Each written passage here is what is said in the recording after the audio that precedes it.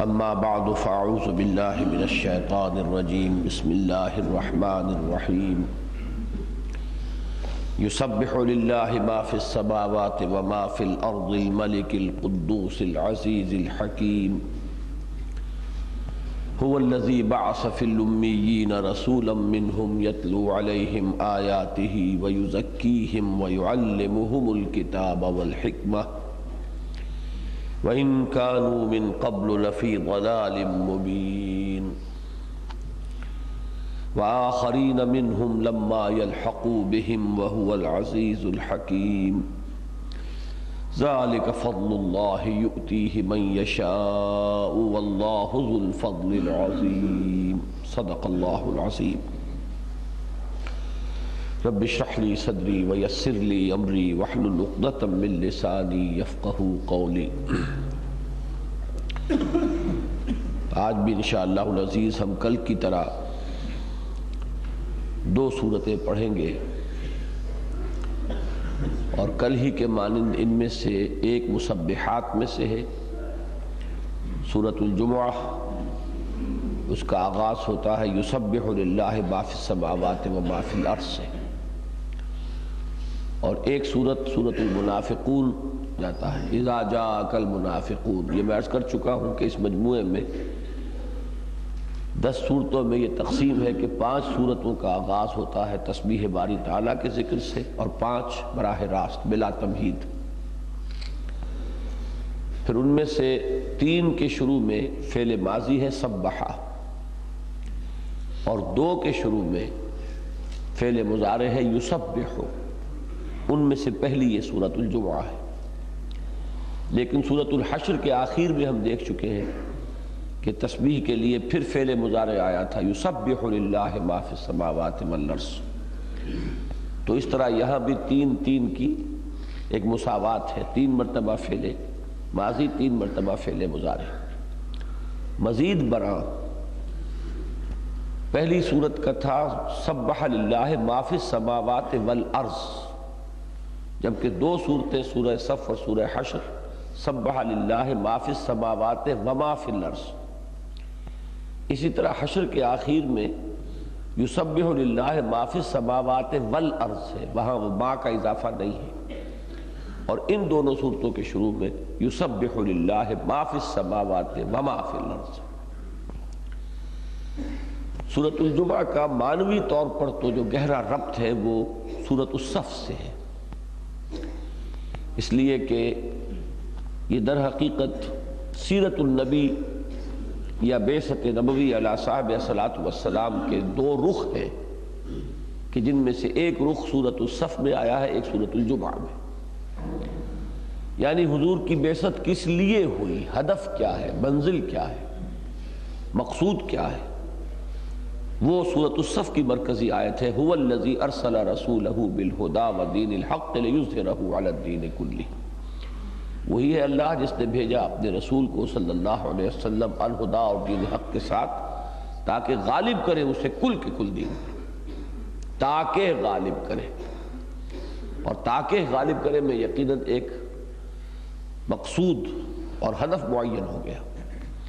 جبکہ اس کی جو آیت ہے مرکزی وہ ہے هو الذی بعث فی الامیین رسولا منہم یتلو علیہم آیاتہ ویزکیہم ویعلمہم الکتاب والحکمہ۔ وہی ہے اللہ جس نے اٹھایا امیین میں ایک رسول انہی میں سے، وہ تلاوت کرتا ہے ان پر اللہ کی آیات اور تزکیہ کرتا ہے ان کا، اور ان کو تعلیم دیتا ہے کتاب اور حکمت کی۔ یہ حضور کا منہاج ہے، طریقہ کار ہے۔ اور طریقہ کار کے ضمن میں بھی یہ بات جان دیجئے کہ ایک اساسی منہاج ہوتا ہے، ایک تکمیلی منہاج۔ تو تکمیلی منہاج جو ہے وہ تو یہ ہے، وہ ہر انقلاب میں ایک ہی ہوگا کہ لوگ جمع ہو کر پیسیو ریزسٹنس، ایکٹیو ریزسٹنس کے مراحل سے گزر کر، اور پھر تصادم کا آخری مرحلہ آئے اور انقلاب آ جائے۔ لیکن تبدیلی بنیاد میں ہوتی ہے، اصل میں فرق وہاں ہوتا ہے کہ وہ لوگ کہاں سے آئیں گے کہ جو یہ کام کریں گے، اور ان کے اوصاف کیا ہوں گے، انہیں کیسے تیار کیا جائے گا۔ اینٹیں ہوں گی تو دیوار بنے گی، اینٹیں ہی نہیں ہے تو دیوار کیسے بنے گی؟ آپ لاکھ اس کے نقشے بناتے رہیے۔ تو وہ جو اینٹیں ہیں بنیادی اس تعمیر کے لیے وہ کس طرح فراہم ہوئی، وہ یہ ہے یتلو علیہم آیاتہ ویزکیہم ویعلمہم الکتاب والحکمہ۔ تو اس اعتبار سے سورۃ الصف اور سورۃ الجمعہ جو ہے بہت مربوط ہے، لیکن ایک پہلو سے سورۃ الجمعہ کا ایک بڑا مناسبت اور مشابہت کا معاملہ آتا ہے سورۃ المنافقون سے، اور غالباً یہی بات ہوگی پیش نظر کہ حضور صلی اللہ علیہ وسلم سے یہ منقول ہے کہ آپ جمعے میں یا تو پڑھا کرتے تھے سبح اسم ربک الاعلی اور هل اتاک حدیث الغاشیہ، اور یا یہ سورہ جمعہ اور سورہ منافقون، بلکہ یہ کبھی کبھی آپ فجر میں بھی پڑھتے تھے سورہ سجدہ اور سورہ دہر کے بجائے یہ سورۃ الجمعہ اور سورۃ المنافقون۔ تو اس میں ایک معنوی، اس میں ایک مشابہت ہے۔ وہ مشابہت کیا ہے؟ ایک تو ظاہری ہے، اس کی بھی 11 آیتیں، اس کی بھی 11 آیتیں، اس کی پہلے رکوع میں 8 آیتیں، دوسرے میں 3، اس کے بھی پہلے رکوع میں 8 آیتیں، دوسرے میں 3۔ پھر ایک ربط ہے، سورۃ الجمعہ کا اختتام ہوتا ہے کچھ لوگوں کی اس حالت ایمانی کی کمزوری کے ذکر سے کہ آپ خطبہ دے رہے تھے اور وہ لوگ ایک دنیاوی ضرورت یا مشغلے یا تماشے یا کاروبار کے لیے چھوڑ کے چل دیے۔ وَإِذَا رَأَوْا تِجَارَةً أَوْ لَهْوًا انفَضُّوا إِلَيْهَا وَتَرَكُوكَ قَائِمًا۔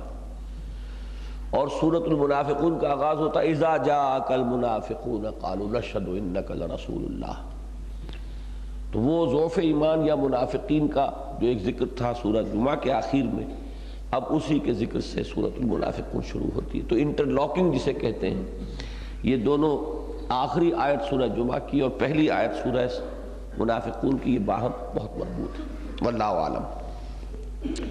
سورہ جمعہ کے بھی آپ 3 حصے کر لیجئے ذہن میں، پہلی 4 آیات، پھر 4 آیات، پھر 3 آیات۔ پہلی 4 آیات میں تو مرکزی مضمون ہے حضور کا طریقہ کار اور حضور کی بعثت سے متعلق اہم مضامین۔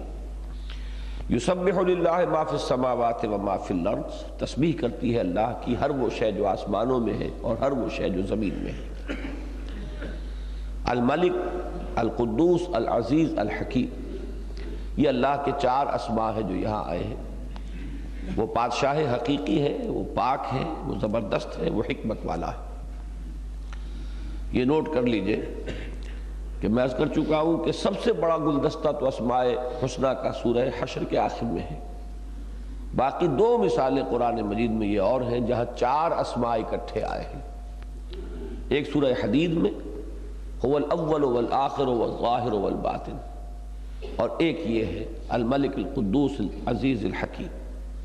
باقی ہر جگہ قرآن مجید میں آپ کو 2 صفتیں یا 2 نام آئیں گے، وَهُوَ العزیز الحکیم، وَهُوَ الغفور الرحیم، وَهُوَ الرحیم رؤوف الرحیم، مختلف 2 کے جوڑے ہیں، یہ استثناءات ہیں۔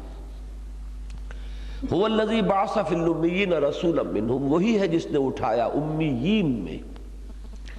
امیین کا لفظی ترجمہ ہے ان پڑھ لوگ کہ جو جن کے ہاں پڑھنے لکھنے کا رواج نہیں تھا، لیکن اصل میں مراد اس سے ہے کہ غیر اہل کتاب، جس میں یہود جنٹائلز کہتے ہیں جنہیں، یہ اہل کتاب کے مقابلے میں لفظ آیا ہے کہ اہل کتاب کے پاس کتاب تھی تو پڑھنے لکھنے کا رواج بھی تھا، ان کے پاس کوئی کتاب نہیں، کوئی شریعت نہیں، لہذا پڑھنے لکھنے کی بھی کوئی ان کے ہاں روایت بنی ہی نہیں۔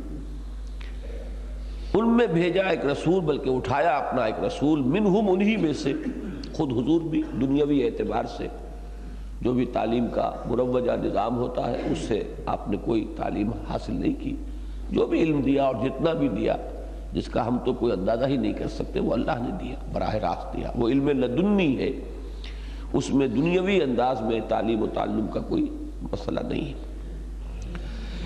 کیا کرتے ہیں آپ؟ یتلو علیہم آیاتہ، انہیں اللہ کی آیات پڑھ کر سناتے ہیں، ویزکیہم، اور ان کا تزکیہ کرتے ہیں، ویعلمہم الکتاب والحکمہ، اور انہیں کتاب اور حکمت کی تعلیم دیتے ہیں۔ تو نبی اکرم صلی اللہ علیہ وسلم کا مقصد بعثت نامی جو کتابچہ میرا ہے، اس میں 24 صفحے کا ایک مقالہ تو ہے، هو الذی ارسل رسولہ بالہدی ودین الحق لیظہرہ علی الدین کلہ، اور 16 صفحے میں میں نے اس آیت کی شرح کی ہے کہ یہ ہے اساسی منہاج حضور صلی اللہ علیہ وسلم کا، تو آپ لوگوں کو پڑھنا چاہیے، سمجھ کر پڑھنا چاہیے۔ وَإِن كَانُوا مِن قَبْلُ لَفِي ضَلَالٍ مُبِينٍ، اور یقیناً تھے وہ پہلے کھلی گمراہی میں، واضح گمراہی میں، یعنی امیین بھٹکے ہوئے تھے، ان کے پاس نہ کوئی نبی آیا تھا، نہ کوئی رسول آیا تھا، نہ کوئی کتاب تھی، نہ کوئی شریعت تھی، نہ علماء تھے، نہ فقہاء تھے، تو بالکل تاریکیوں میں بھٹک رہے تھے، لیکن اللہ نے ان پر انعام فرمایا۔ لقد من اللہ علی المؤمنین اذ بعث فیہم رسولا من انفسہم یتلو علیہم آیاتہ ویزکیہم ویعلمہم الکتاب والحکمہ، سورہ آل عمران میں بھی یہ آیت وارد ہوئی ہے۔ وآخرین منہم، اور کچھ اور لوگوں کے لیے بھی بھیجا، بعث فی الامیین پر عطف ہے آخرین کا، جیسا کہ میں نے عرض کیا تھا کہ حضرت موسیٰ علیہ السلام کی بعثتیں دو ہیں، ایک تو آل فرعون کی جانب اور ایک بنی اسرائیل کی جانب۔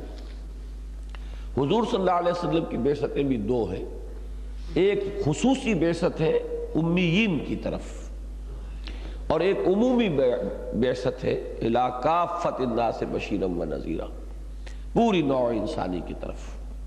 تو آخرین میں وہ سب آ گئے ہیں جو بھی تا قیام قیامت حضور کی امت میں شامل ہوں گے اور ایمان لائیں گے۔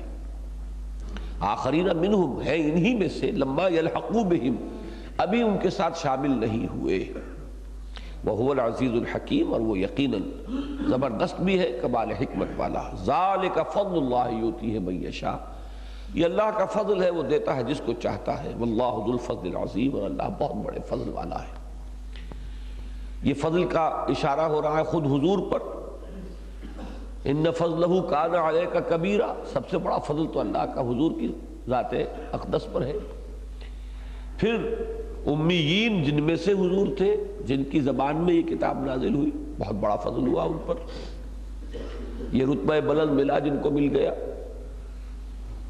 پھر یہ کہ جو بھی حضور کے پر ایمان لے آئے اور امت کے دائرے میں آ جائے، بہت بڑا فضل اس پر ہو گیا اللہ کا، تو درجہ بدرجہ فضل ہے یہ۔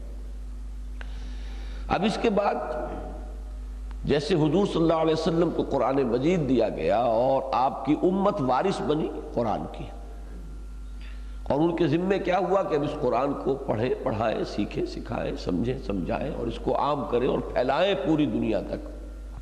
بلغوا انی ولو آیۃ، تو ایک درجے میں یہی ذمہ داری یہود کے اوپر ڈالی گئی تھی کہ حضرت موسیٰ کو تورات دی گئی، اور علماء جو ہے اب اس کے ذمہ دار ٹھہرائے گئے کہ اب وہ اس کتاب کو پڑھیں، پڑھائیں، سمجھیں، سمجھائیں، اپنی قوم میں اس کو عام کریں، اس کے مطابق فیصلے کریں۔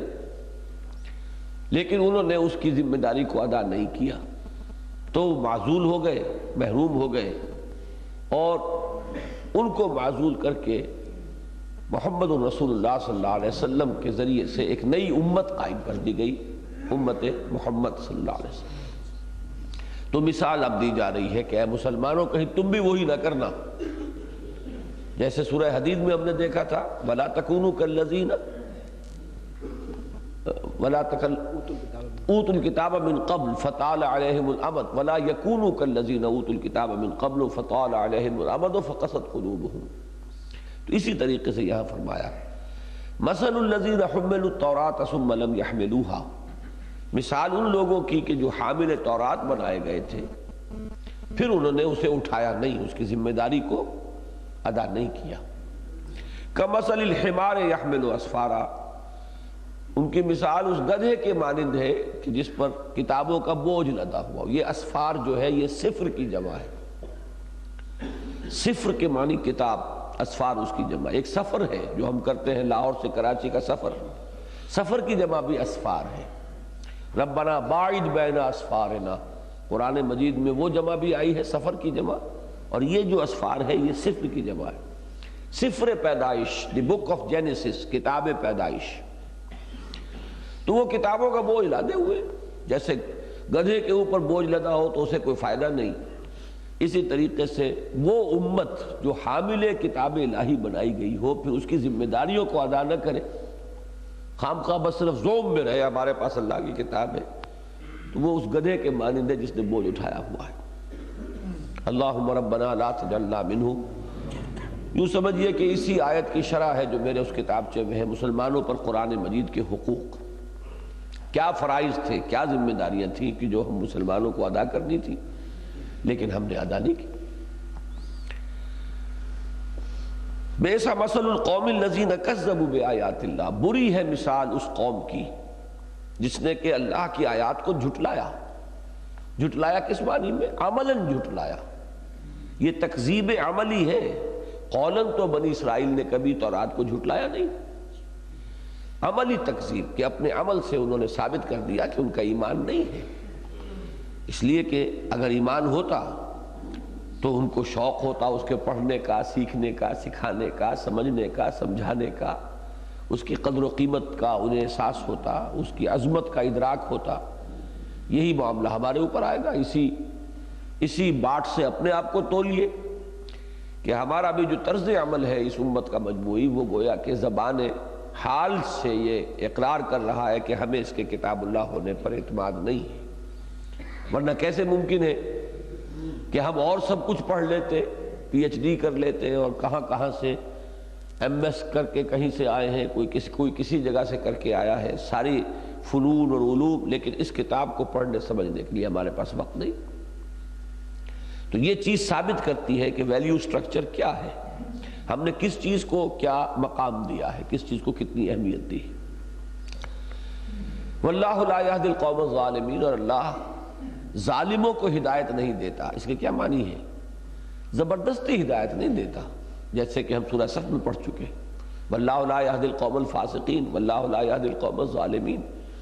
اللہ تعالیٰ نے اختیار دیا ہے، جو ہدایت کا طالب ہوتا ہے اسے ہدایت دیتا ہے، اور جو ہدایت کو قبول کرنا نہیں چاہتا زبردستی اللہ تعالیٰ اگر جبر کرے تو پھر اس کا اجر و ثواب کا ہے کہا۔ قل یا ایھا الذین ہادوا، اے نبی کہہ دیجئے اے وہ لوگوں کہ جو یہودی ہوئے، ان زعمتم، اگر تمہیں یہ زعم ہے، یہ گمان ہے، یہ تم اس خیال خام میں مبتلا ہو، انکم اولیاء للہ من دون الناس، کہ تم اللہ کے خاص چہیتے محبوب اور دوست ہو لوگوں کے علاوہ اور لوگوں سے ہٹ کر، اللہ کو تم سے خصوصی پیار ہے، بہت محبت ہے۔ اس آیت میں اگرچہ الفاظ میں صراحت نہیں ہے لیکن آپ ربط پر غور کریں گے تو سبب بتایا جا رہا ہے کہ مسلمان قوم بے عمل کیوں ہو جاتی ہے، کتاب الہی کے حامل ہونے کے باوجود اس سے بے اعتنائی کیوں برتتی ہے، کہ زوم یہ ہو جاتا ہے ہم تو بخشے بخشائے ہیں۔ جسے یہ زوم ہو جائے کہ ہم بخشے بخشائے ہیں، اسے محنت کرنے کی کیا ضرورت ہے؟ ہم تو چہیتے ہیں، لاڈلے ہیں، ہم تو امت مرحوم سے تعلق رکھتے ہیں، ہمارا تو ان کے ساتھ تعلق ہے، ان کے دامن سے وابستہ ہے، ہم تو اسرائیل کی اولاد ہیں، ابراہیم کی نسل سے ہیں، یا ہم تو محمد کے امتی ہیں صلی اللہ علیہ وسلم۔ اب یہ جب زوم آ گیا تو یہ زوم انسان کو مستغنی کر دیتا ہے عمل سے۔ پھر ضرورت کیا ہے عمل کی؟ عمل میں تو کچھ قربانی دینی پڑتی ہے، محنت کرنی پڑتی ہے، تکلیف اٹھانی پڑتی ہے، تو یہ سارے کام تو آدمی وہاں کرے جہاں وہ محسوس کرے کہ ناگزیر ہے میری نجات کے لیے، اس کے بغیر نجات کا اندیشہ ہے کہ نجات حاصل نہ ہو۔ لیکن جسے یہ پتا ہو کہ نجات تو ہے ہی ہے، تو وہ میں سمجھتا ہوں کہ پھر بہت ہی کوئی شاذ ہی لوگ ہوں گے جو اس تصور کے بعد بھی کوئی محنت کرنے کے لیے تیار ہو۔ تو یہ ہے اصل سبب، تو ان کا زوم توڑا جا رہا ہے، اور یہ بھی در حقیقت خطاب بنی اسرائیل سے نہیں ہے، یہ بھی بنی اسرائیل کے پردے میں ہمیں بتایا جا رہا ہے کہ دیکھنا تم بھی کہیں اسی زوم میں مبتلا نہ ہو جانا۔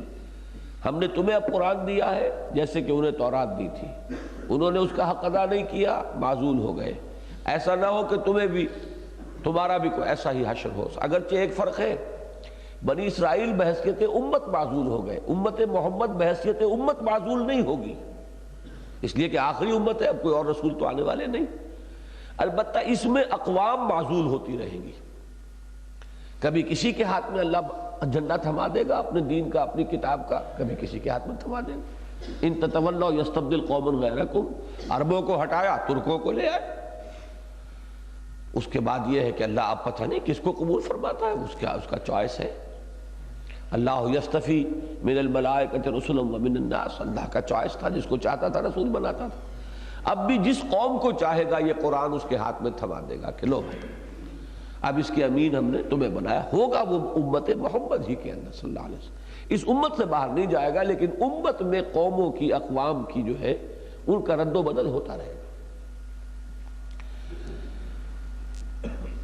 قل یا ایھا الذین ھادوا ان زعمتم انکم اولیاء للہ من دون الناس فتمنوا الموت ان کنتم صادقین، کہہ دیجئے کہ اے وہ لوگوں جو یہودی ہوئے، اگر تمہیں یہ زعم ہے، یہ خیال خام ہے، یہ مغالطہ لاحق ہے کہ لوگوں کے سوائے اللہ کو تم ہی سے بہت پیار ہے اور تم بڑے دوست ہو اور چہیتے ہو اور لاڈلے ہو، فتمنوا الموت ان کنتم صادقین، جسے انگریزی میں ایسڈ ٹیسٹ کہتے ہیں نا، کسی چیز کے لیے حتمی ایک طریقہ ہے جانچنے کا کہ یہ صحیح ہے یا نہیں، تو وہ ایسڈ ٹیسٹ ہے یہاں پر کہ پھر موت کی تمنا کرو اگر تم سچے ہو، دوست سے ملنے کی آرزو ہوتی ہے یا اس سے دور رہنے کی خواہش ہوتی ہے؟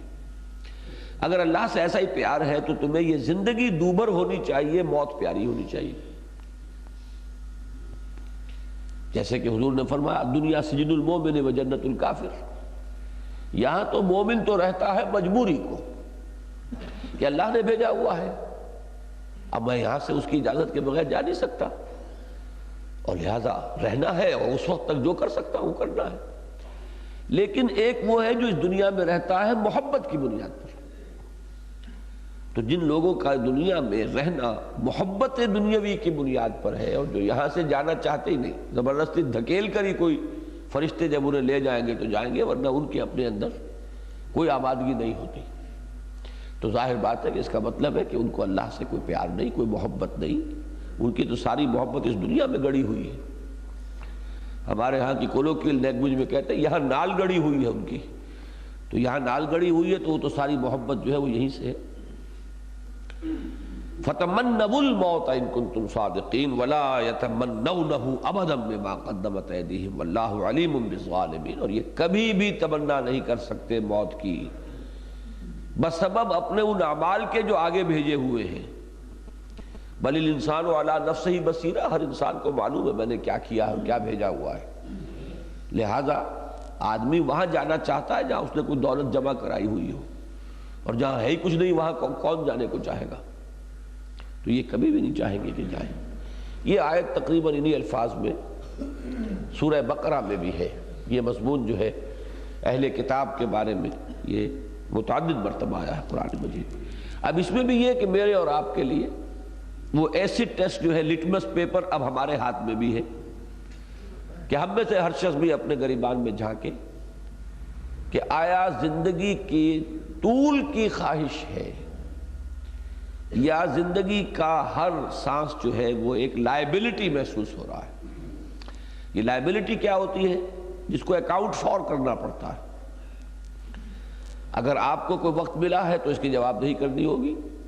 عن عمرہ فیما افناہ وعن شبابہ فیما ابلاہ۔ ایک یہ ہے کہ ڈیوٹی ہے، رہنا ہے، وہ تو دوسرا مسئلہ ہے، جانا نہیں ہے یہاں سے، خودکشی جو ہے وہ حرام ہے۔ جو پلیس آف ڈیوٹی ہے اس سے آپ، جس نے آپ کو معین کیا ہے وہاں پر اس کی اجازت کے بغیر نہیں ہل سکتے۔ البتہ یہ ہے کہ اس سے کوئی پیار اور محبت اگر دل میں ہے، خود یہاں رہنے کو اگر جی چاہتا ہے، تو پھر یہ معاملہ جو ہے یہ پھر مشابہ ہو جائے گا اس طرز عمل کے جو ان آیات میں آ رہا ہے۔ قُلْ إِنَّ الْمَوْتَ الَّذِي تَفِرُّونَ مِنْهُ فَإِنَّهُ مُلَاقِيكُمْ، اے نبی ان سے کہہ دیجئے کہ وہ موت جس سے تم بھاگتے ہو وہ خود تم سے ملاقات کر لے گی، وہ سامنے آن کھڑی ہوگی، خواہ کتنا ہی تم اس سے بچنا چاہو، اس سے فرار کے لیے کوئی جگہ نہیں ہے۔ ثم تردون الی عالم الغیب والشہادہ، پھر تم لوٹا دیے جاؤ گے چاروں ناچار، خواہی نہ خواہی، چاہے تمہیں پسند ہو چاہے ناپسند، تردون فعل مجہول ہے، لوٹا دیے جاؤ گے الی عالم الغیب والشہادہ، اس ہستی کی طرف کہ جو غیب اور حاضر سب کا جاننے والا ہے، اس سے کوئی چیز تمہاری مخفی نہیں ہے۔ لا یخفی علیہ شیء فی السماء فی الارض ولا فی السماء، آسمانوں اور زمین کی کوئی شے اس پر مخفی نہیں۔ فَيُنَبِّئُكُم بِمَا كُنتُمْ تَعْمَلُونَ، پھر وہ تمہیں جتلا دے گا جو کچھ کہ تم کرتے رہے تھے۔ تو پہلی 4 آیات میں کیا تھا؟ حضور کا مقصد بعثت، حضور کا طریقہ کار، منہاج، اور نمبر 2 یہ کہ آپ کی 2 بعثتیں، بعثت خاص الی اہل العرب الی الامیین، اس کے فرائض آپ نے از خود انجام دیے بنفس نفیس۔ ایک بعثت عمومی الا کافۃ الناس بشیرا ونذیرا وما ارسلناک الا کافۃ الناس بشیرا ونذیرا، اس کے فرائض کی ادائیگی کس کے حوالے کی؟ امت کے حوالے کی۔ اب تم پہنچاؤ، اس کے لیے قرآن ان کو تھما دیا۔ قد ترکت فیکم ما ان اعتصمتم بہ لن تضلوا ابدا، کتاب اللہ میں چھوڑ کر جا رہا ہوں، کتاب اللہ۔ اب یہ کام کرنا تھا مسلمانوں کو، نہیں کیا، اس کا سبب کیا ہے؟ وہ 4 آیات میں آ گیا۔ کتاب سے بے اعتنائی، اس کی ذمہ داری ادا نہ کرنا۔ کیوں نہ کرنا؟ کہ زوم ہو جاتا ہے کہ ہم تو ہیں ہی بخشے بخشا ہے، اللہ کے چہیتے اور لاڈلے۔ اب تیسرے حصے میں جمعے کا حکم ہے، خاص طور پر اس کی عظمت، اس کی فضیلت، اس کی فرضیت، اس کی حکمت۔ حکمت تو یوں واضح ہو جائے گی کہ یہ جو عمل تھا حضور صلی اللہ علیہ وسلم کا، یتلو علیہم آیاتہ ویزکیہم ویعلمہم الکتاب والحکمہ، اسی کا دوام اور تسلسل ہے جو امت میں قائم کر دیا گیا۔ یہ تعلیم بالغہ کا نظام ہے جو امت میں قائم کر دیا گیا۔ ہفتے میں 1 مرتبہ لوگ جمع ہوں، اہتمام کے ساتھ آئیں، نہا دھو کر آئیں، اچھے کپڑے پہن کر آئیں، خوشبو لگا کر آئیں، ماحول جو ہے وہ بڑا تر و تازہ ہو، پسینے کی بو سے جو ہے لوگوں کے دماغ منغص نہ ہو رہے ہوں۔ یہ ساری تاکیدیں کس لیے کی گئی؟ تاکہ اب کوئی نائب رسول ممبر رسول پر کھڑا ہو کر وہی کام کرے، یتلو علیہم آیاتہ ویزکیہم ویعلمہم الکتاب والحکمہ۔ یہ ہے اصل میں۔ اور اگر وہ انقلابی ٹرمینالوجی استعمال کرے تو یہ حزب اللہ کا ہفتے وار اجتماع ہے، اس انقلابی پارٹی کا۔ اولئک حزب اللہ الا ان حزب اللہ هم المفلحون، یہ پڑھ چکے نا ہم سورہ مجادلہ میں۔ تو ہر انقلابی پارٹی کے اجتماعات ضروری ہوتے ہیں، کس لیے؟ تاکہ جو بھی اس کے ورکرز ہیں ان کے ذہنوں کے اندر اپنا مقصد واضح رہے۔ اگر مقصد دھندلا جائے گا تو ان کی کمٹمنٹ کم ہو جائے گی، ان کا جذبہ کم ہو جائے گا۔ اگر کوئی فکری طور پر غبار آ گیا ہے تو وہ جھاڑا جاتا رہے اور ان کا ذہن جو ہے بالکل کلیئر رہے اپنے کانسیپٹس میں اور اس میں کہ ہمارا ہدف کیا ہے، کدھر جانا ہے۔ اس کے لیے وقتاً فوقتاً ان کا جمع ہونا، اپنا جو انقلابی لٹریچر ہے اس کا مطالعہ کرنا، یہ بہت ضروری ہے۔ تو یہی تو ہو رہا ہے اس میں جمعے میں۔ اور ہوتا کیا ہے؟ اسلام کی جو انقلابی جماعت ہے حزب اللہ، اس کا انقلابی لٹریچر کیا ہے؟ یہ قرآن۔ اور کیا کرتے تھے حضور خطبے میں؟ کان صلی اللہ علیہ وسلم یقرأ القرآن ویذکر الناس، تذکیر بالقرآن، یاد دہانی قرآن کے ذریعے سے۔ تو یہ در حقیقت اس حزب اللہ کا ہفتے وار اجتماع ہے۔ البتہ اس کی اپنی شان ہے، جیسے ہمارے تہوار ہیں عید اور بقرعید، تو کیا دنیا کے تہواروں کا رنگ کچھ اور ہے، ہمارا رنگ کچھ اور ہے۔ ہم جاتے ہیں، باہر جاتے ہیں، میلے کا انداز بھی ایک ہوتا ہے، ایک سیلیبریشن بھی ہوتی، لیکن ہم کھڑے ہو کر 2 گانا جو ہے نماز کا وہ ادا کرتے ہیں، خطبہ ہوتا ہے، تذکیر ہوتی ہے۔ اسی طرح ہمارا یہ اجتماع جو ہے اس میں 2 رکعت نماز بھی ہے، اپنی عبدیت کا اظہار بھی ہے، اللہ سے اپنے قول و قرار کی تجدید بھی ہے، پھر اس میں وہ خطبہ ہے۔ خطبے نے اصل میں بنایا ہے جمعے کو جمعہ۔ چنانچہ اب یہ چیزیں جو ہے زیادہ وقت نہیں ہے، اجمالاً یہاں آ گئی۔ یا ایھا الذین آمنوا اذا نودی للصلاۃ من یوم الجمعۃ فاسعوا الی ذکر اللہ وذروا البیع۔ اے ایمان والو، جب پکارا جائے نماز کے لیے جمعے کے دن، ویسے تو نماز کے لیے جمعے کے دن بقیہ 4 نمازوں کے لیے بھی پکارا جاتا ہے، فجر، عصر، مغرب، عشاء، لیکن یہ اصل میں مراد کیا ہے؟ جمعے کی نماز۔ فاسعوا الی ذکر اللہ، تو لپکو اللہ کی یاد کی طرف، وذروا البیع، اور کاروبار اور خرید و فروخت چھوڑ دو، حرام ہے، مطلق ہے۔ پھر یہ کام چاہے کتنا ہی جائز کاروبار ہو وہ حرام ہو جاتا ہے۔ اذان ثانی کے بعد، اصل اذان وہی ہے۔ حضور کے زمانے میں ایک ہی اذان ہوتی تھی، جبکہ خطبہ شروع ہوتا تھا تو اذان۔ یہاں ذکر اللہ کے معنی کیا ہے؟ اول تو خود نماز ذکر اللہ ہے، اقم الصلاۃ لذکری، اور زیادہ اہمیت کے ساتھ سمجھ لیجئے کہ خطبہ مراد ہے یہاں پر، اس کے لیے یہ لفظ ذکر یہاں پر آیا ہے۔ اس کے لیے ایک حدیث بھی اب وقت نہیں ہے کہ میں آپ کو سناؤں وہ، ذالکم خیر لکم ان کنتم تعلمون، یہی تمہارے لیے بہتر ہے کہ تم سمجھو۔ فاذا قضیت الصلاۃ، پھر جب نماز ادا ہو چکے، فانتشروا فی الارض، تو اب یہ فعل امر ہے، لیکن یہ فعل امر استحباب کے لیے ہے، لازم نہیں ہے کہ منتشر ہو جاؤ زمین میں، تم منتشر ہو سکتے ہو۔ اب قدغن ختم ہو گئی، کاروبار کی حرمت جو ہے اسی وقت تک ہے جب تک کہ نماز ادا نہیں ہوئی۔ اب تم پھیل سکتے ہو زمین میں اور تلاش کرو اللہ کے رزق کو، وَاذْكُرُوا اللَّهَ كَثِيرًا لَعَلَّكُمْ تُفْلِحُونَ، اور اللہ کو کثرت کے ساتھ یاد رکھو تاکہ تم فلاح پاؤ۔ یعنی یہ بھی نہ ہو کہ بس نماز ہی ذکر ہے باقی گئے اور غافل ہو گئے، بلکہ یہ کہ اس میں بھی کام میں بھی مصروف رہو، اللہ کو دل میں موجود رکھو، حاضر رکھو، استحضار اللہ فی القلب۔ وَإِذَا رَأَوْا تِجَارَةً أَوْ لَهْوًا انفضوا إِلَيْهَا وَتَرَكُوكَ قَائِمًا۔ یہ ایک خاص واقعہ تھا کہ جو ہو گیا تھا، غلے کی کمی تھی بہت شدید، حضور خطبہ دے رہے تھے، ادھر سے گھنٹیاں بج گئیں قافلے کے آنے کی، کیونکہ گردنوں میں ان کے جو اونٹوں کے گھنٹیاں پڑی ہوتی تھی، گھنٹیوں کی آوازیں معلوم کوئی قافلہ آ گیا ہے، تو کوئی غلہ آ گیا شام سے امپورٹ ہوتا تھا وہاں غلہ، تو لوگ فوراً لپک گئے، ایسا نہ ہو کہ ختم ہو جائے اور ہم یہیں مصروف رہے۔ اس کا نقشہ کھینچا گیا ہے، اور اس میں ایک تعویل بڑی عمدہ یہ ہے کہ اس وقت جمعے کا خطبہ بھی نماز کے بعد ہوتا تھا جیسے عیدین میں ہوتا ہے۔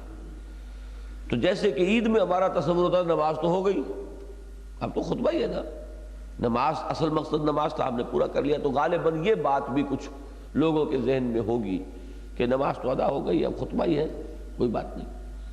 تو اس خطبے کی جو خصوصی اہمیت ہے، چونکہ خطبے ہی نے تو بنایا ہے جمعے کو جمعہ، ورنہ نماز تو 4 رکعت ہوتی ہے ظہر میں۔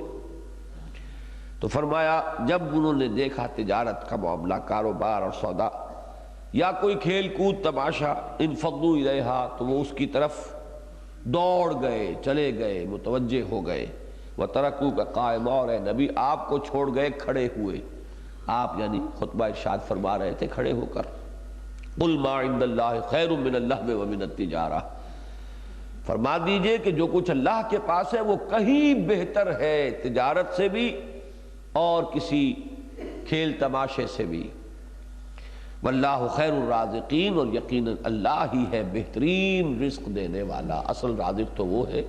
تمہارے اس طرز عمل سے اللہ پر توکل کا بھی کچھ کمی کا مظاہرہ ہوا ہے، اور اس کا بھی کہ تم نے اس خطبے کی اہمیت کو نہیں سمجھا۔ تو یہ تیسرا حصہ ہے، اس پر یہ سورہ مبارکہ ختم ہوئی، اب اذان دے دی جائے۔ اذا جاءك المنافقون قالوا نشهد انك لرسول اللہ، جیسا کہ میں نے عرض کیا تھا سورہ منافقون کے بھی 2 ہی رکوع ہیں، 11 آیتیں ہیں، پہلے رکوع میں 8، دوسری میں 3۔ نفاق کے موضوع پر یہ مختصر ترین لیکن جامع ترین صورت ہے قرآن مجید کی۔ پہلی 8 آیات میں نفاق کی حقیقت، نفاق کے مدارج، نفاق کے جو خطرناک عواقب اور نتائج ہیں، نفاق کی علامات کیا ہیں، وہ سب بیان ہے۔ اور دوسرے رکوع کی 3 آیات میں نفاق سے بچنے کی، یا اگر وہ اس کی چھوت لگ گئی ہو تو اس سے نجات پانے کی کیا شکل ہے۔ تو کوئی موضوع رہا نہیں اس میں، اس کا احساس ہو گیا ہے نفاق سے متعلق۔ جب آتے ہیں آپ کے پاس منافق اور وہ کہتے ہیں کہ ہم گواہ ہیں اس پر کہ آپ اللہ کے رسول ہیں، واللہ یعلم انک لرسولہ، اور اللہ خوب جانتا ہے اے نبی کہ آپ اللہ کے رسول ہیں، اللہ سے بڑھ کر کس کے علم میں ہوگی یہ بات؟ واللہ یشہد ان المنافقین لکاذبون، لیکن اللہ گواہی دیتا ہے کہ یہ منافق جھوٹے ہیں، ان کے دلوں میں وہ یقین نہیں ہے، یہ صرف زبان سے کہہ رہے ہیں، تصدیق قلبی سے محروم ہے، اگرچہ اقرار باللسان کر رہے ہیں۔ اتخذوا ایمانہم جنۃ، انہوں نے اپنی قسموں کو اپنے لیے ڈھال بنا لیا ہے۔ فصدوا عن سبیل اللہ، پھر وہ رکتے ہیں اور روکتے ہیں اللہ کے راستے سے۔ صدا یا سدو فعل لازم بھی ہے، فعل متعدی بھی، رکنا اور روکنا، خود بھی اللہ کی راہ سے رکتے ہیں اور دوسروں کو بھی روکتے ہیں۔ اب عن سبیل اللہ نوٹ کیجئے، جہاد فی سبیل اللہ، انفاق فی سبیل اللہ، قتال فی سبیل اللہ، اصل میں تو اسی سے روکتے تھے، وہ نماز پڑھنے سے تو نہیں روکتے تھے، اس میں کیا جاتا ہے، ذرا سی محنت ہے، مشقت ہے، کوئی جان و مال کا کوئی ایسا نقصان نہیں ہے۔ نمازیں تو وہ پڑھتے تھے، نماز پڑھے بغیر تو انہیں مسلمان کوئی شبہ نہیں نہ کرتا۔ وہ آج کا زمانہ تو نہیں تھا کہ کوئی نماز پڑھے نہ پڑھے مسلمان ہے۔ اصل میں جس چیز سے جان ان کی جاتی تھی وہ یہی ہے، جان اور مال کا کھپانا، انفاق فی سبیل اللہ، جہاد فی سبیل اللہ، قتال فی سبیل اللہ۔ اس سے خود بھی رکتے تھے، دوسروں کو بھی روکتے تھے، اس لیے کہ دوسرے جائیں گے تو ان کا نہ جانا نمایاں ہو جائے گا۔ اور پھر جب ان سے پوچھتے تھے کہ کیوں نہیں نکلے، کیوں نہیں گئے، تو جھوٹی قسمیں کھا کے جھوٹے بہانے بنا کر اپنے آپ کو بری کرا لیتے تھے۔ انہم ساء ما کانوا یعملون، یقیناً بہت برا ہے وہ طرز عمل جو انہوں نے اختیار کیا ہے۔ ذالک بانہم آمنوا ثم کفروا فطبع علی قلوبہم، یہ اس لیے کہ وہ ایمان تو لائے تھے، وہ ایمان لائے مگر پھر وہ کفر کر چکے ہیں۔ اب وہ ایمان ان کا زائل ہو چکا ہے، اپنی اس کم ہمتی، بزدلی، پست ہمتی، دنیا کی محبت، جان اور مال کا عزیز ہونا، ان چیزوں کی وجہ سے محروم ہو چکے ہیں۔ فطبع علی قلوبہم، پھر ان کے دلوں پر مہر کی جا چکی ہے، فہم لا یفقہون، تو اب وہ نہیں سمجھتے، اب ان کے پاس وہ تفقہ حقیقی جو ہے، حقیقی فہم وہ نہیں رہا۔ وَإِذَا رَأَيْتَهُمْ تُعْجِبُكَ أَجْسَامُهُمْ، اے نبی جب آپ انہیں دیکھتے ہیں تو ان کے تن و توش آپ کو بڑے اچھے لگتے ہیں۔ وَإِن يَقُولُوا تَسْمَعْ لِقَوْلِهِمْ، ظاہر بات ہے جسے جان اور مال پیاری ہے وہ جان بھی سنبھال کے رکھتا ہے، مال بھی سنبھال کے رکھتا ہے، دولت بھی سمیٹ کر رکھتا ہے، تو دنیاوی اعتبار سے اس کی وجاہت زیادہ ہوتی ہے، اور جیسا بھی انسان کے پاس یہ چیزیں زیادہ ہو تو پھر اس کی بات کے اندر بھی وزن زیادہ ہو جاتا ہے۔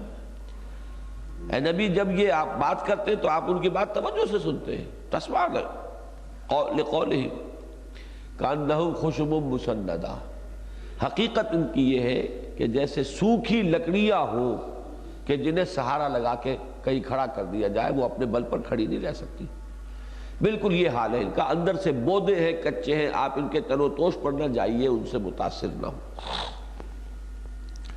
یحسبون کل صیحۃ علیہم، ان کی بزدلی کا یہ عالم ہے کہ ہر آواز کو وہ سمجھتے ہیں کہ انہی پر آ رہی ہے، یعنی جہاں کہیں کوئی خبر آئی کہ کوئی فوج آ رہی ہے، حملہ ہو رہا ہے، تو ان کی جان پر بن جاتی ہے۔ ہم العدو فاحذرہم، یہی ہے اصل دشمن، ان سے بچ کر رہیے۔ سامنے کا دشمن تو نظر آ جاتا ہے، اس کے وار سے بچنا تو بہت آسان ہے، لیکن یہ جو مارے آستین ہیں ان کے وار سے بچنے کے لیے آپ کو بڑے اہتمام کی اور بہت ہی احتیاط کی ضرورت ہوگی۔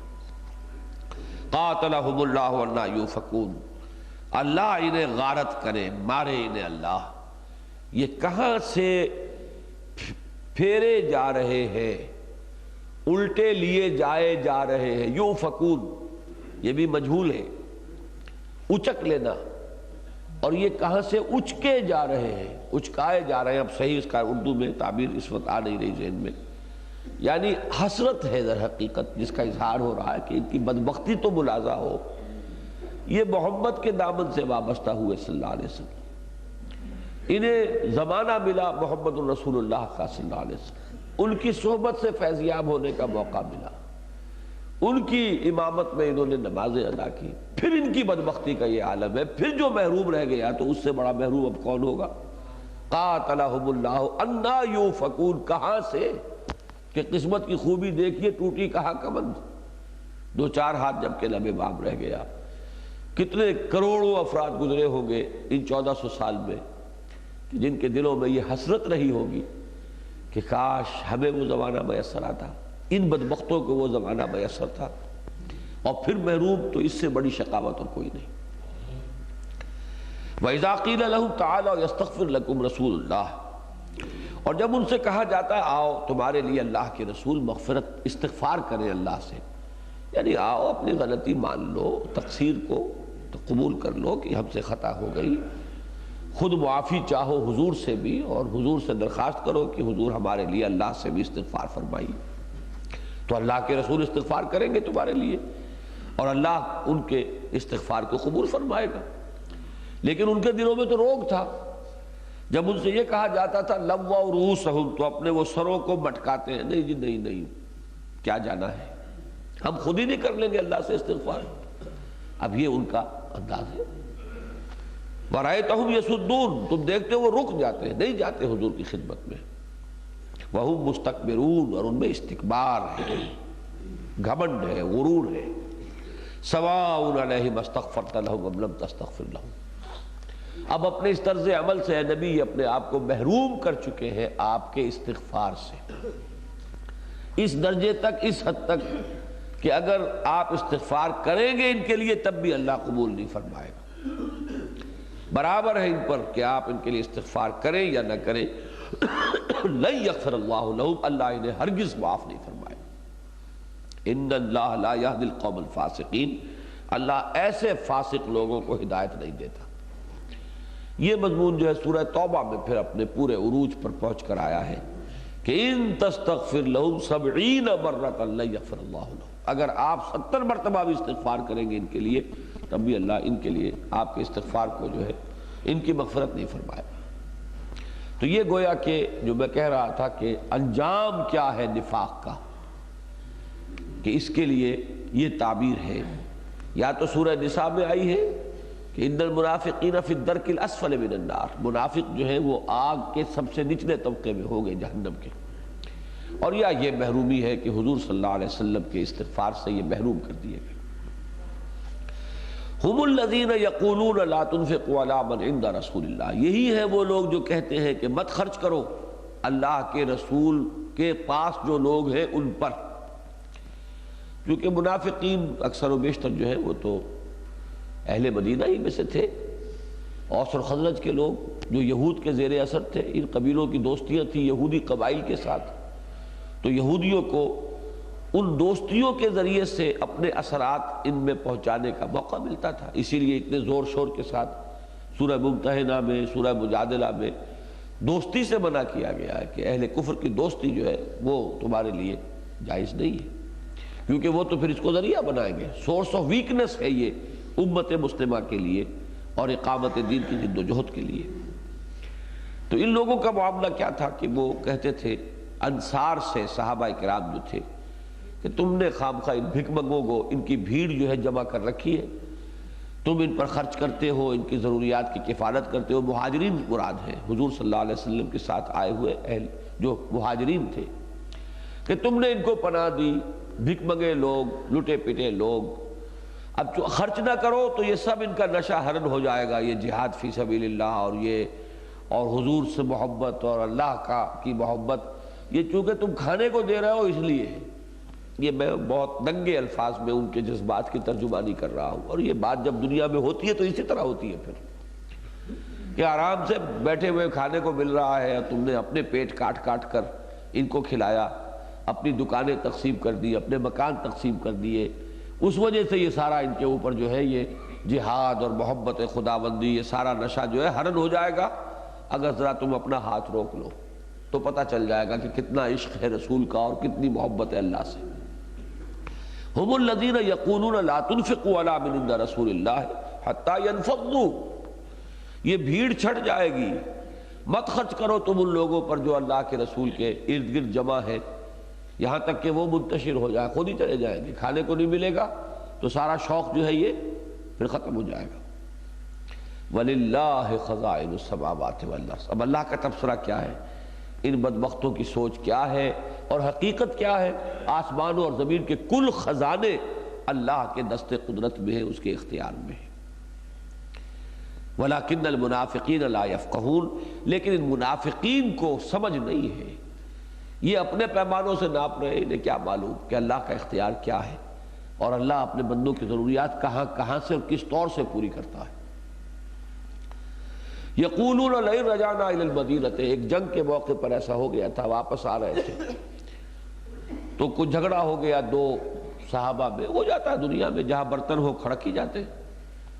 تو ایک انصاری کا اور ایک حضرت عمر کے تھے خادم جو ان کے گھوڑے سواری وغیرہ کو سنبھالتے تھے، ان کا آپس میں جھگڑا ہو گیا. وہ حضرت عمر کے جو خاتم تھے غالباً حضرت جہجہ نام تھا ان کا، انہوں نے وہ جس انصاری سے جھگڑا ہوا تھا اس کو کوئی لات مار دی، زور کا پاؤں جو ہے مارا. اب طوفان اٹھا دیا عبداللہ ابن ابی نے کہ ان کی یہ جرت، ہمارے ٹکڑوں پر پلنے والے، ان کی جرت ہو گئی کہ آج یہ ہمارے ساتھ دو بدو بھی مقابلے پر آ گئے، ایک طوفان اٹھا دیا کہ یہ سب کچھ اس لیے کہ تم نے ان کے ساتھ یہ معاملہ کیا ہے، تم نے ہی، بلکہ الفاظ اس بدبخت نے وہ استعمال کیے، عربی کا ایک محاورہ ہے سمن کلبک یا کلک، اپنے کتے کو کھلا پلا کے موٹا کرو، کسی دن تمہیں کو کاٹے گا۔ یہ معاملہ ہو رہا ہے ہمارے ساتھ کہ ہم نے انہیں کھلا پلا کر جو ہے ان کو پالا ہے، اور آج یہ ہمارے منہ کو آ گئے۔ اب ہم مدینے پہنچ جائیں، ان سب کو نکال باہر کریں گے۔ یہ اس کو تو موقع چاہیے تھا نا، کوئی موقع ہو جس پر کہ وہ اپنے خوب سے بات ان کا اظہار کر سکے، موقع مل گیا اس کو۔ یہ قول ہے وہ یقولون لئن رجعنا الی المدینۃ لیخرجن الاعز منها الاذل، وہ یہ کہتے ہیں کہ اگر ہم لوٹ گئے مدینے اور پہنچنا ہمیں نصیب ہو گیا تو یقیناً جو عزت والے ہیں وہ نکال باہر کریں گے وہاں سے ذلیلوں کو۔ لیخرجن الاعز منها الاذل، اب یہاں پہ عزت والے کون ہیں؟ وہ خود، اور ذلیل کون ہے؟ معاذ اللہ وہ صحابہ کرام مہاجرین۔ وَلِلَّهِ الْعِزَّةُ وَلِرَسُولِهِ، حالانکہ عزت تو کل کی کل اللہ کے لیے ہے اور اس کے رسول کے لیے ہے اور اہل ایمان کے لیے، وَلِلْمُؤْمِنِينَ۔ یہ عزت کے ظاہری پیمانے دیکھ رہے ہیں، اس کے ظاہری جو نقشے ہیں، اور ایک عزت ہے حقیقی، وہ حقیقی عزت تو اللہ کی ہے، اللہ کے رسول کی ہے، اہل ایمان کی ہے۔ وَلِلَّهِ الْعِزَّةُ وَلِرَسُولِهِ وَلِلْمُؤْمِنِينَ وَلَكِنَّ الْمُنَافِقِينَ لَا يَعْلَمُونَ، لیکن منافقین علم نہیں رکھتے ہیں، انہیں سمجھ نہیں ہے، یہ جانتے ہی نہیں کہ عزت کہتے کس ہے، عزت کی حقیقت کیا ہے، عزت کس کی ہے۔ اب جو 3 آیات ہیں ان میں جیسا کہ میں نے عرض کیا تھا، نفاق کا علاج بھی اور نفاق سے بچاؤ کی تدبیر بھی۔ نفاق ایک مرض ہے، اسی لیے اس کی پہلی کیفیت جو ہوتی ہے اسے قرآن مجید میں مرض ہی سے تعبیر کیا گیا، فی قلوبہم مرض فزادہم اللہ مرضا، ایک بیماری ہے، ایک روگ ہے۔ تو اس روگ کے اسباب کیا ہیں، روگ کے علامات کیا ہیں، اس بیماری کی خطرناکی کا کیا عالم ہے، یہ جتنی بھی اصطلاحات ہوتی ہیں کسی بیماری کے ضمن میں، ان سب کے حوالے سے وقت نہیں تھا، ورنہ میں ایک ایک اصطلاح کے حوالے سے بیان کرتا اس وقت، اور کیا ہے میں نے، دروس میرے موجود ہیں، کیسٹس کی شکل میں ہے۔ لیکن یہ کہ اب علاج کے بارے میں آپ کو معلوم ہے وہ بھی 2 علاج ہوتے ہیں، پریونٹیو کہ حفظان صحت کا اصول جس کے تحت بیماری ہونے نہ پائے، بچاؤ اس کا کیا ہے، ٹیکہ پہلے ہی لگوا لو تاکہ اسمال پاکس ہونے نہ پائے، ہیضہ ہونے نہ پائے، تو یہ پریونشن ہے، and prevention is better than cure, یہ اصول ہے۔ دوسرا یہ کہ اگر ہو جائے تو پھر اس کا ازالہ کیا ہے، یہ 2 ہی معاملے ہوتے ہیں ہر مرض میں۔ تو یہاں بھی آپ دیکھیں گے کہ پہلے پریونشن بتائی گئی ہے، نفاق سے بچنے کی شکل کیا ہے، یا ایھا الذین آمنوا لا تلھکم اموالکم ولا اولادکم عن ذکر اللہ، اہل ایمان تمہیں تمہارے مال اور تمہاری اولادیں اللہ کی یاد سے غافل نہ کرنے پائے۔ اللہ یہ نہیں کہتا کہ تم مال سے بالکل ہی محبت نہ کرو، ٹھیک ہے مال دنیا کے استعمال کی چیز ہے، مال کو ضائع کرنے کا حکم نہیں دیا، لیکن یہ ہے کہ مال کی محبت اللہ کی یاد سے غافل کر دے، بس یہ اب خطرناک ہے، اب یہ ریڈ لائٹ آ گئی، اس سے خبردار ہو جاؤ۔ لا تلھکم اموالکم ولا اولادکم عن ذکر اللہ، اب آپ نے دیکھا کہ سورہ جمعہ کے ساتھ اس دوسرے رکوع کی وہاں میں ذکر تھا، فسعوا الی ذکر اللہ واذکروا اللہ کثیرا لعلکم تفلحون، تو یہاں بھی مشابہت ہے کہ پہلی چیز جو نفاق سے بچانے والی ہے وہ اللہ کا ذکر ہے۔ البتہ یہ کہ اللہ کے ذکر سے مراد کیا ہے وہ میں نے مفصل بحثیں کی ہوئی ہے کہ ذکر اور ذریعہ ذکر میں فرق ہے۔ ذکر کیا ہے؟ استحضار اللہ فی القلب، دل میں اللہ کی موجودگی، اس کے لیے ذریعہ ہے جو ہم زبان سے کہتے ہیں سبحان اللہ، اللہ اکبر، الحمدللہ، لا الہ الا اللہ، یہ ذریعہ ذکر ہے۔ نماز ذریعہ ذکر ہے، اقم الصلاۃ لذکری، نماز کو قائم کرو میری یاد کے لیے۔